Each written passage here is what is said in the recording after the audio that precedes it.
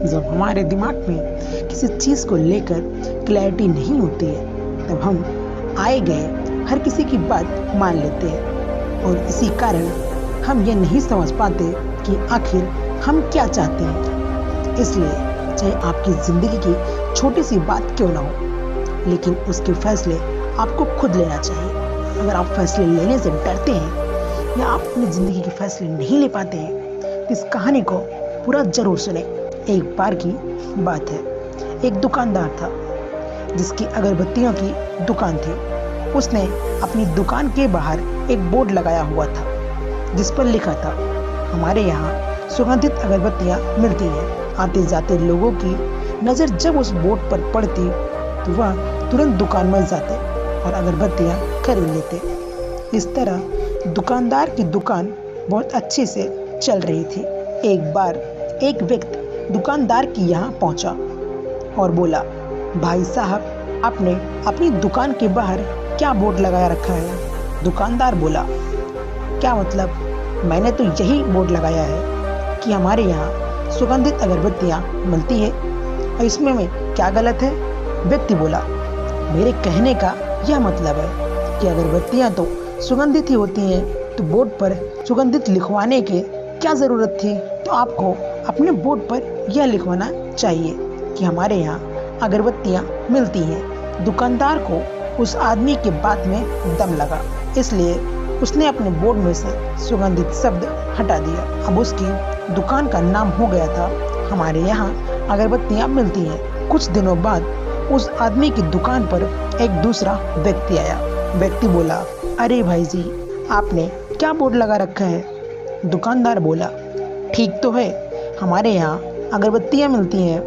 व्यक्ति बोला, अरे अगर किसी को अगरबत्तियाँ खरीदनी होगी तो यहीं आएगा, हमारे यहाँ का क्या मतलब? आपको अपने बोर्ड पर सिर्फ इतना लिखना चाहिए था कि अगरबत्ती। इतना लिखोगे तब भी लोग कोई भी समझ जाएगा कि इधर अगरबत्तियाँ मिलती हैं। दुकानदार ने फिर उस व्यक्ति की बात मान ली और बोर्ड में सिर्फ अगरबत्तियाँ शब्द रहने दिया। फिर थोड़े दिनों ही में एक और व्यक्ति दुकानदार के पास पहुंचा और बोला, इधर अगरबत्तियाँ मिलती हैं। दुकानदार बोला, हाँ, हमारे बोर्ड पर तो लिखा है अगरबत्तियाँ, इधर अगरबत्तियाँ ही मिलेगी ना।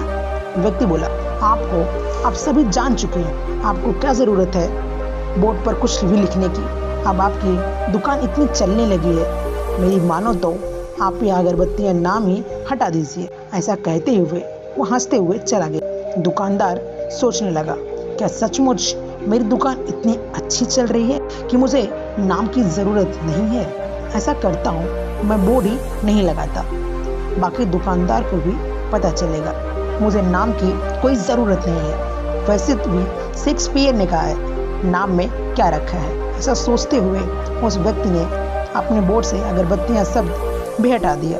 बोर्ड खाली रहने की वजह से लोगों का उसकी दुकान में आना कम हो गया और धीरे धीरे उसका धंधा मंदा हो गया। दुकानदार का एक दोस्त उससे मिलने आया। आते ही उसने दुकानदार से हाथ मिलाया और गले मिले। फिर दोनों की बातचीत शुरू हुई। दोस्त बोला, मुझे लगा तूने दुकान बंद कर दी है। दुकानदार बोला, अरे इतनी अगरबत्तियाँ दिखाई नहीं दे रही हैं, क्या तुम्हें दुकान क्यों बंद करूँगा?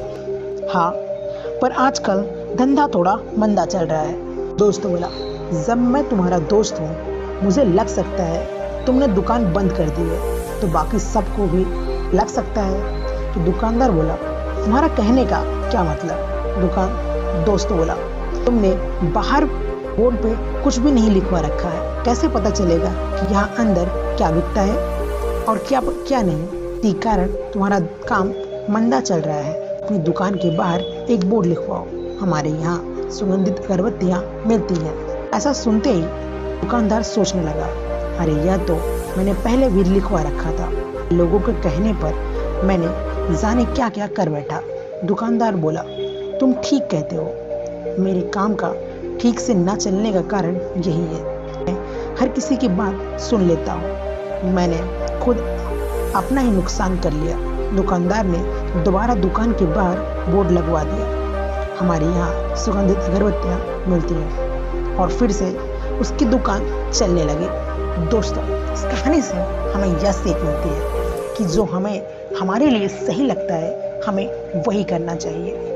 कि लोगों का क्या है, वह ना आपको जानते हैं ना आपके बारे में जानते हैं। वो सिर्फ अपनी राय दे के चले जाएंगे, लेकिन झेलना सिर्फ आपको पड़ेगा। इसलिए आपको जो सही लगता है वो कीजिए। फालतू के लोगों की राय नहीं लेनी चाहिए। ये कहानी आपको कैसे लगी कमेंट में जरूर बताएं। ऐसे वीडियो देखने के लिए चैनल को सब्सक्राइब कर लें, वीडियो को लाइक करें।